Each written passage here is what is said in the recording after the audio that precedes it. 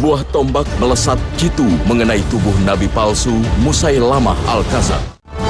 Terbunuhnya sang nabi palsu menandakan kemenangan kaum muslimin, menumpas gerakan murtad di perang Yamamah tahun 12 Hijriah. Al-Wahsy bin Al-Harb, sang pemilik tombak, membuktikan keseriusannya membela agama Allah Subhanahu wa Ta'ala dengan membunuh manusia terburuk di zamannya. Ini dilakukannya untuk menebus kesalahannya di masa lalu. Sebuah kesalahan yang selalu mengusik hidupnya karena terkait dengan sosok yang amat dicintai, Rasulullah Shallallahu Alaihi Wasallam. Wahsy bin Harb, sebuah nama yang menunjukkan kegarangan dirinya. Wahsy dalam bahasa Arab berarti buas dan Harb memiliki arti perang. Sejarah mulai mencatat kehidupan Wahsy, seorang berkulit hitam asal Habasyah, saat ia berada di Mekah menjadi budak seorang pembesar Quraisy, Jubair bin Mut'im. Seperti umumnya masyarakat Quraisy memperlakukan budak, Jubair bin Mut'im pun memperlakukan Wahsy dengan tidak manusiawi. Saat itu, budak dianggap tidak memiliki nilai. Mereka seolah terlahir hanya untuk mengabdikan seluruh hidupnya pada sang majikan. Maka begitu wajar jika para budak, termasuk Wahsy, begitu merindukan kebebasan dirinya. Namun bagi Wahsy, impian menjadi manusia merdeka hanya bisa menjadi angannya saja. Sebab ia merasa tak memiliki kesempatan untuk bebas dari perbudakan yang selama ini mengikatnya. Hingga tiba saatnya Allah Subhanahu wa Ta'ala mengutus Rasul-Nya menebarkan hidayah di muka bumi. Saat itulah Islam mulai mengajarkan persamaan derajat manusia. Saat itu penduduk Mekah, terutama dari kaum lemah, satu persatu mulai mengikuti ajaran Rasulullah Shallallahu Alaihi Wasallam. Termasuk diantaranya Bilal bin Rabah. Namun tidak dengan Wahsy bin Harb. Ia tak percaya Islam mampu memberinya persamaan derajat manusia. Ia juga tak mau menerima resiko kemarahan sang majikan apabila ia memeluk Islam. Al-Islamu ya Wahsy. Al-Iman. Ala tafham. La afhamu illa annaka 'abdun mithli. Ghaira annaka tu'adzabu wa ana la u'adzab. Nampaknya ada hal yang perlu kita amati mengapa berbeda. Padahal secara status Bilal dengan Wahsy sama-sama budak. Dua-duanya tinggal di Mekah, dua-duanya dari negeri Habasyah, dua-duanya berkulit hitam. Tetapi ketika kita membaca secara Islam, Bilal lebih tinggi daripada Al-Wahsy. Tidak mengherankan ketika kita membaca sejarah awal keduanya. Sejak di Mekah, sejak dakwah Rasulullah Shallallahu Alaihi Wasallam, Bilal itu sudah bersemangat untuk menerima hidayah itu. Sementara Wahsy memang belum bersemangat untuk mendapatkan atau menerima hidayah dari Nabi Shallallahu Alaihi Wasallam yang disampaikan oleh Nabi Shallallahu Alaihi Wasallam. Maka itu berbeda sekali. Dan Bilal dengan semua keberaniannya melawan, mempertahankan tauhidnya walaupun dia disiksa oleh majikannya. Sementara Al-Wahsy dia hanya ingin mempertahankan hidupnya, memerdekakan dirinya dengan tukaran apapun walaupun membunuh orang yang sangat mulia yaitu Hamzah radhiyallahu anhu. Maka dari itu hasilnya pun berbeda. Jadi walaupun bermula dari status yang sama, tetapi ketika seseorang memulai dengan modal yang berbeda, kemudian begitu seterusnya dalam perjalanan hidupnya, maka hasilnya pun bisa berbeda. Datangnya Islam benar-benar memancing kemarahan masyarakat Quraisy. Apalagi setelah mereka dikalahkan Muslimin di perang perdana, Perang Badar di tahun kedua Hijriah. Tak sedikit tokoh Quraisy yang tewas dikalahkan Muslimin. Kekalahan tersebut menyisakan duka dan dendam yang mendalam. Tidak ada jalan lain selain menuntut balas di peperangan selanjutnya. Momen balas dendam inilah yang membuka jalan Wahsy menuju gerbang kebebasannya. Karena sang majikan Jubair bin Mut'im menawarkan akan membebaskannya jika ia berhasil membunuh Hamzah bin Abdul Muthalib, paman Rasulullah Sallallahu Alaihi Wasallam. وأنت أمهر الناس في قذف الحربة وهذا يومك وإن حمزة بن عبد المطلب قد صنع بنا الأفاعيل وقتل في من قتل منا في بدر عمي طعيمة بن عدي، فإن استطعت أن تقتله فأنت حر. ولك عندي إن فعلت هذا وهذا وهذا. Maka sambil membawa tombak, Wahsy dengan semangat berangkat ke medan Uhud bersama pasukan Quraisy lainnya.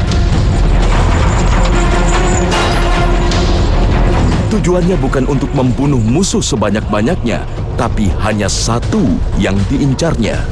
Bisa membunuh Hamzah bin Abdul Muthalib, paman Rasulullah Shallallahu Alaihi Wasallam, demi meraih kebebasan. Saat perang berkecamuk, Wahsy terus menyelinap di tengah medan perang untuk sambil mengintai posisi paman Rasulullah Shallallahu Alaihi Wasallam. Di tengah semangat jihad Hamzah melawan para musyrikin, Wahsy terus membidik Hamzah menunggu momen tepat untuk melemparkan tombaknya. Hingga tiba saat yang tepat, dengan sigap Wahsy melemparkan tombaknya. Tombak tepat mengenai tubuh Hamzah bin Abdul Muthalib. Wahsy bin Harb berhasil membunuh paman tercinta Rasulullah Shallallahu Alaihi Wasallam. Di saat itu pula lah Hindun binti Utbah melampiaskan dendamnya dengan memakan jantung Hamzah bin Abdul Muthalib. Tragedi Uhud mengubah nasib Wahsy bin Harb. Kerinduannya menjadi manusia merdeka telah tercapai. حر حر حر حر. Ia pun segera mengubah penampilannya menjadi layaknya manusia merdeka. ما وراءك يا وحشي؟ لا شيء يا سيدي، لا شيء. Namun, bukan sambutan baik yang ia terima. Ia justru mendapat cemoohan masyarakat Quraisy. قلت لا شيء وراءك، ما يقعدك؟ ألا ترانا مجتمعين في نادينا نخوض فيما يشغل قومنا؟ إن لم يكن بيدك عمل فها هي إبلي، اسعى عليها وأنا آجرك. Wahsy masih saja direndahkan. انظر طريقك أيها العبد.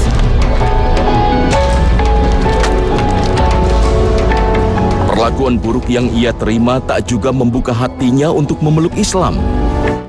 Padahal, ia telah melihat kemerdekaan sejati pada diri Bilal bin Rabah yang dulu bernasib sama sepertinya. Hidayah Islam justru baru hinggap di hatinya saat peristiwa Fathu Mekah. Di tahun 8 Hijriah, saat Rasulullah Shallallahu Alaihi Wasallam dan 10.000 umat Muslim berbondong-bondong datang ke Mekah untuk mengembalikan kesucian kota Mekah. Di saat itulah, Wahsy yang sempat melarikan diri ke Taif datang menemui Rasulullah Shallallahu Alaihi Wasallam dan menyatakan akan mengabdikan hidup pada Allah Subhanahu Wa Taala dan Rasulnya. Suatu hari Wahsy datang ke Mekah, kemudian dari arah belakang Nabi Shallallahu Alaihi Wasallam, Nabi saat itu sedang duduk. Kemudian Wahsy mengucap atau menegur Nabi Rasulullah SAW. Kemudian Wahsy berkata, "Ya Rasulullah, apakah kau kenal aku?" Nabi mengatakan, "Kau Wahsy?" Kemudian kata Wahsy, "Iya, dan aku mengucapkan asyhadu an la ilaha illallah wa asyhadu anna Muhammad Rasulullah." Dia masuk Islam. Tetapi kemudian Rasulullah SAW menerima, tentu Rasul menerima. Tetapi Rasul mengatakan, "Pergilah dariku, jangan menampakkan dulu wajahmu." Ini sisi yang sangat manusiawi. Rasulullah SAW juga tidak ditegur Allah Subhanahu Wa Taala karena itu. Itu menunjukkan bahwa Rasul adalah orang yang sangat manusiawi, biasa saja. Bahwa ketika seorang nabi memiliki rasa manusiawi, tidak salah. Beliau begitu dekat dengan pamannya Hamzah. Hamzah begitu berjasa di mata Nabi Shallallahu Alaihi Wasallam. Maka tidak mudah buat Nabi untuk melupakan peristiwa yang pilu, yang menyedihkan yang disebabkan oleh seorang Wahsy. Untuk itulah Nabi mengatakan, diterima syahadatnya, tetapi pergilah wahai Wahsy, jangan dulu menampakkan wajahmu kepadaku. Dan itu pula yang Nabi lakukan pada Hindun. Sama.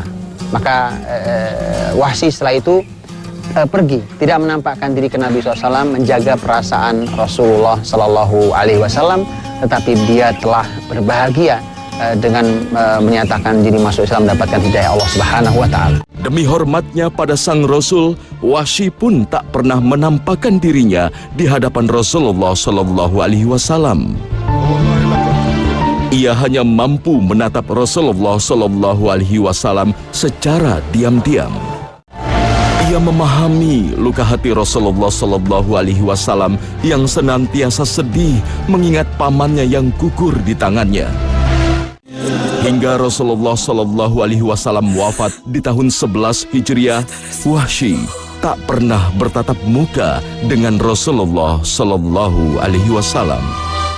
Maka inilah yang menjadi titik tolak bagi kehidupan Wahsy.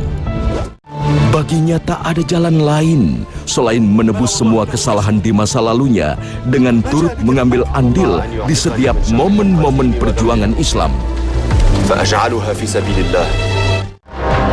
Di peristiwa Perang Yamamah tahun 12 Hijriah, Wahsy menebus kesalahannya.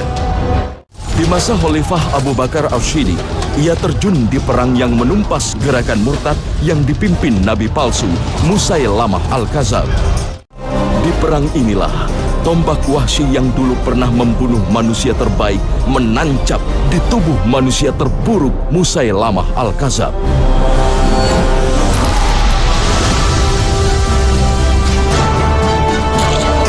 Sang Nabi palsu tewas di tangan Wahsy.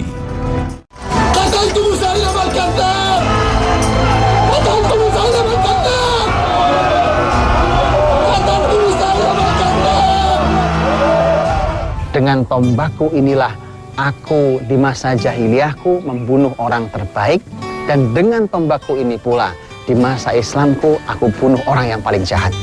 Jadi pelajaran lah buat kita bahwa tombaknya tombak yang sama. Ini hanya alat.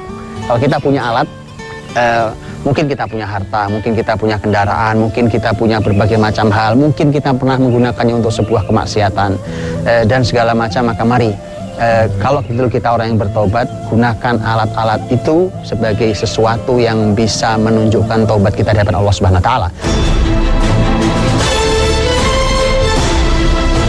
Di dalam naungan Islam, Wahsy menghabiskan sisa hidupnya dalam kebaikan.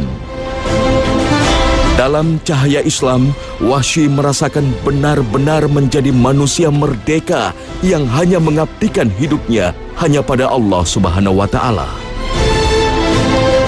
Begitulah Islam mengajarkan persamaan derajat manusia. Islam adalah agama yang sangat bersemangat untuk menghilangkan perbudakan. Tetapi karena Islam tidak bisa memaksa agama lain, tidak bisa memaksa bangsa lain yang memperbudak masyarakatnya sendiri, maka Islam tidak bisa memaksa mereka untuk menghapuskan itu. Yang ada adalah Islam memberikan motivasi. Lihatlah umpamanya kafarat di dalam Islam. Kafarat orang yang melanggar sumpah atas nama Allah, maka salah satu tebusan dari kesalahan itu adalah membebaskan budak. Kemudian umpamanya kesalahan sepasang suami istri yang berhubungan di siang hari Ramadan, juga salah satu kafarat atau tebusannya juga adalah membebaskan budak. Begitu seterusnya, hal-hal syariat-syariat ini berhubungan agar memotivasi muslimin untuk membebaskan budak. Bahkan ketika kita mendengarkan ayat, ketika Allah SWT memerintahkan, menganjurkan, falaqtahamal aqabah fakku raqabah. Tidakkah kalian mau menaiki jalan yang naik ini, atau jalan kemuliaan ini? Fakku raqabah, bentuk kemuliaan itu adalah membebaskan perbudakan. Di Quran menyatakan itu. Dengan itu maka Al-Quranul Karim adalah kitab suci yang mendukung pembebasan perbudakan. Karena kebudakan tidak pernah sejalan dengan konsep Islam. Islam juga mengajarkan adab, bahkan adab pada budak. Budak oleh bangsa lain tidak dianggap siapa-siapa, bahkan dia hanya setengah manusia, setengah barang, bisa diperjualbelikan, diperlakukan dengan cara zalim, tapi tidak dengan Islam. Lihat Islam punya adab, mengajarkan akhlak bahkan pada budak. Abu Dzar radhiyallahu anhu, sebagaimana diketahui oleh para sahabat, seorang sahabat yang lain, dia adalah sahabat yang sangat zuhud, dan Abu Dzar dilihat beliau seringkali memakai pakaian yang indah sama dengan budaknya. Sampai ada orang penasaran bertanya, kok bisa Anda majikannya wahai Abu Dzar, gitu kan, berpakaian baik, bagus, tapi sama dengan budaknya. Budaknya pun diberi pakaian yang sama oleh Abu Dzar. Abu Dzar mengatakan ada kisahnya. Kata Abu Dzar, saya pernah menghina seseorang di zaman Rasulullah SAW. Orang itu saya hina dengan mengatakan, wahai anak wanita hitam, berkulit hitam. Rasul begitu mendengar itu, Rasul mengatakan, ya Abu Dzar, innaka mru'un fika jahiliyah. Sesungguhnya engkau adalah orang yang masih punya sifat jahiliyah. Karena kau menghina orang karena kulitnya budak. Nabi SAW mengatakan, ikhwanukum khalukum, bahwa saudara-saudara kalian ini mereka adalah saudara sesama manusia. Itulah tidak sesama agama, sama manusia. Ja'alallahu tahta aidikum, di mana Allah menjadikan mereka di bawah tangan kalian. Artinya kalian menguasai mereka. Kata Nabi, kalau itu saudara kalian ada bersama kalian, artinya budak-budak itu bersama kalian, maka berilah mereka makan sebagaimana kalian makan. Berilah mereka pakaian sebagaimana kalian memakai pakaian. Dan inilah yang membuat Abu Dzar kemudian selalu menyamakan pakaian yang dia pakai, dan sejenis itu pula dia berikan kepada budaknya. Ini budak yang hari ini alhamdulillah di negeri tidak ada. Maka apalagi ketika di negeri tidak ada, maka tidak ada yang berhak dinyatakan sebagai budak. Semua lebih mulia dari budak di kita ini. Semua orang merdeka. Maka tidak boleh memperlakukan mereka dengan cara yang lebih rendah daripada itu. Budak saja diperlakukan semulia itu, semanusiawi itu. Dan Rasul mengatakan, jangan membebani mereka pekerjaan yang mereka tidak sanggup. Kata Nabi, dan kalau mereka merasa berat dengan pekerjaannya, maka bantulah mereka. Subhanallah. Kita mungkin punya pekerja hari ini yang bekerja bersama kita, mereka bukan budak, mereka orang merdeka, saudara kita. Maka perlakukan lebih mulia dari budak.